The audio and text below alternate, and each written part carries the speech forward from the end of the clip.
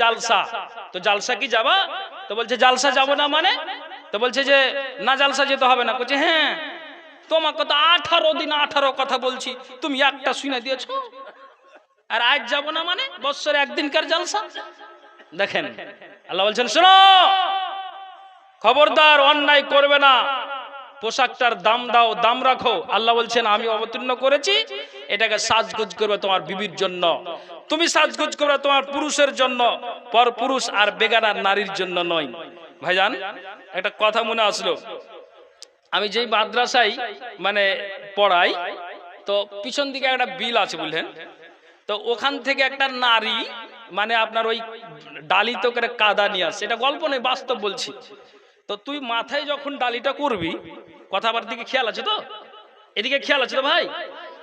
তো ওই আপনার ডালিতে কাদা নিয়েছে বুঝতে পারলেন, তো ও আঁচল দিয়ে পাগড়ি করেছে।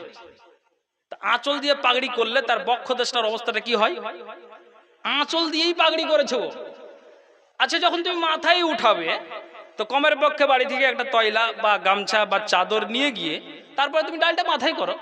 তো সেটা না করে ও আঁচল দিয়েই মানে সুন্দর করে পাগড়ি করে এ করে আপনার মাথায় দিয়েছে, আর কোন রকম করে ডালিটা উঠিয়েছে। উঠার পরে বুঝতে পারলেন এদিকে জোহরের আজান হচ্ছে, তো জোহরের আজান হচ্ছে, তো বাড়ি থেকে বের হলাম, তো বাড়ি থেকে আমি যে নামাজি যাই, তো রাস্তাতে ও নারীর দিকে নজর অটোমেটিকলি যাবে। তো একবার দেখার পরে মানে আমার নজরকে আমি নিচু করে নিয়েছি, তো একবার দেখার পরে তখন ও আমাকে জবাব দিচ্ছে জি মুলবির চোখে ঢেলা ভারী আছে, দেখতে পাই না যে আমি কেমন আছি। কি বুঝতে পারলেন?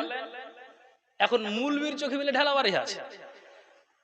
আচ্ছা আপনি চিন্তা করুন, যেই নারীটা নিজের আঁচল দিয়ে কাপড় দিয়ে ও নিজের মাথার পাগড়ি করছে আর একটা ডালি মাথায় নিয়ে আছে, তার অবস্থাটা কি হয়? তাতে এখানে মুলবির অপরাধটা কি হলো? কিন্তু পাল্টা জবাব দিচ্ছে কি, মুলবির নজর নাই, দেখতে পাচ্ছে না, একটু খেয়াল করে হাঁটতে পারছে না, ভুল আমার না ভুল তোমার? এটা আপনাকে বুঝাবার জন্য বলছি, বাস্তব ঘটনা। তা আমি আপনাকে বুঝাতে চাইছি, এটা পরপুরুষকে দেখানোর জন্য নয়। এজন্য আল্লাহ বলছেন ইয়া বানি আদমা কাদ আনজালনা আলাইকুম লিবাসান ইউয়ারি সাওআতুকুম ওয়া রিশা ওয়া লিবাসুত তাকওয়া যালিকা খায়রুন যালিকা মিন আয়াতিল্লাহি লাআল্লাহুম ইয়াযাক্কারুন। পৃথিবীর মানব আল্লাহ রাব্বুল আলামিনের নবী বলেছেন, ওরে দুনিয়ার মানুষেরা তোমরা কান খুলে শোনো, নবী আসার পূর্বে, ইসলাম আসার পূর্বে নারীদের প্রতি একটা অপহরণ ছিল, নির্যাতন ছিল। আল্লাহ পাক রাসূল আসার পরে নারীদের একটা সম্মান মর্যাদা আল্লাহ রাব্বুল আলামিন নবীর দ্বারা দিয়ে বাড়িয়ে দিয়েছেন। নারীরা খবরদার, তোমাদেরকে জানিয়ে দেওয়া হচ্ছে খবরদার, তোমরা বেগানা নারীর পুরুষের সামনে নিজের চমকটা দেখায় না, ঝলকটা মারিও না। কাপড় নতুন পরিধান করে একটা বেগানা পুরুষের সামনে তুমি ঝলকটা মারিও না। পুরুষ রে, তুমি একটা বেগানা নারীর দিকে তুমি ঝলকটা মারিও না।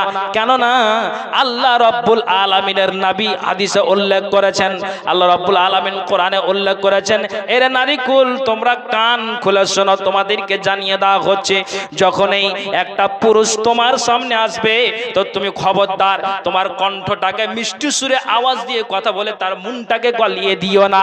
আল্লাহ রাব্বুল আলামিন কোরআনে বলছেন, এরে পুরুষ তুমিও, তোমাকে বলছি, একটা বেগানা নারীকে দেখে তোমার মনটা যেন আলাদা না হয়ে যায়, মিষ্টি সুরে কথা বলে উভয় যেন তোমরা মিলিত এক জায়গাতে না হয়।